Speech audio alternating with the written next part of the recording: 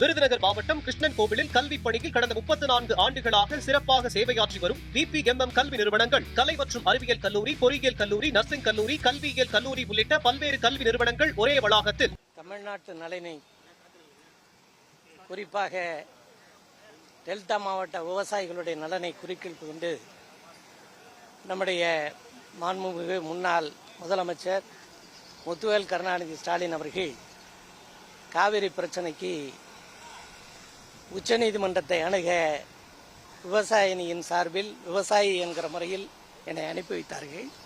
அதன் தொடர்ச்சியாக இந்த வழக்கு இன்றைய தினம் விசாரணைக்கு வந்தது.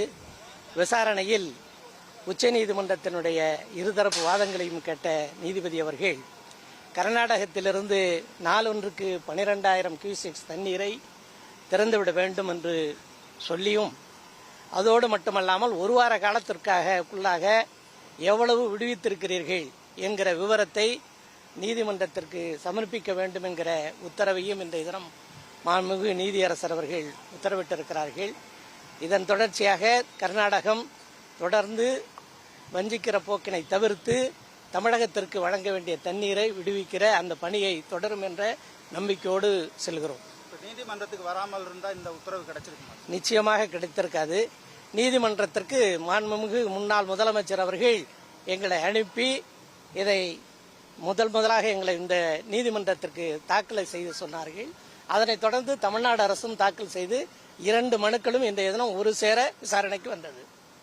தொடர்ந்து இந்த மாதிரி கர்நாடகா பண்ணிக்கிட்டே இருக்கிறாங்களே, நீதிமன்றம் உத்தரவிட்டா தான் திறக்கிறாங்க. இந்த போக்கு பல ஆண்டுகளாகவே நீடிச்சுட்டு இருக்குது. என்ன பண்ணுறோம்? இதை கூட இன்றைய தினம் நீதியரசர் அவர்கள் தொடர்ந்து இது மாதிரியான செயல்கள் இருப்பதை கோடிட்டு காட்டினார்.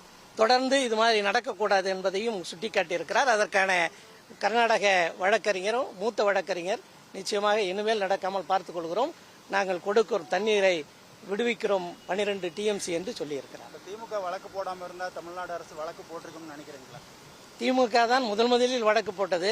இதில் எங்களுக்கு அரசியல் வேறு கருத்து கண்ணோட்டத்தில் இந்த வழக்கு நாங்கள் தொடரவில்லை.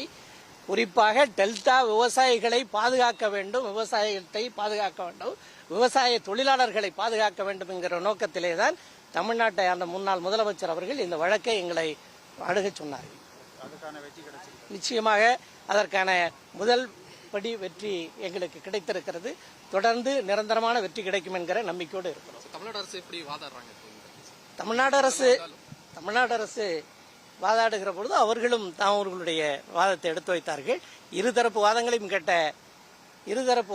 கேட்ட நம்முடைய நீதியரசர் அவர்கள் இதற்கு என்ஷூர் பண்ணணும்னு கேட்டுக்கிட்டாரு. அதை அவர்கள் ஒத்துக்கொண்டிருக்கிறார்கள்.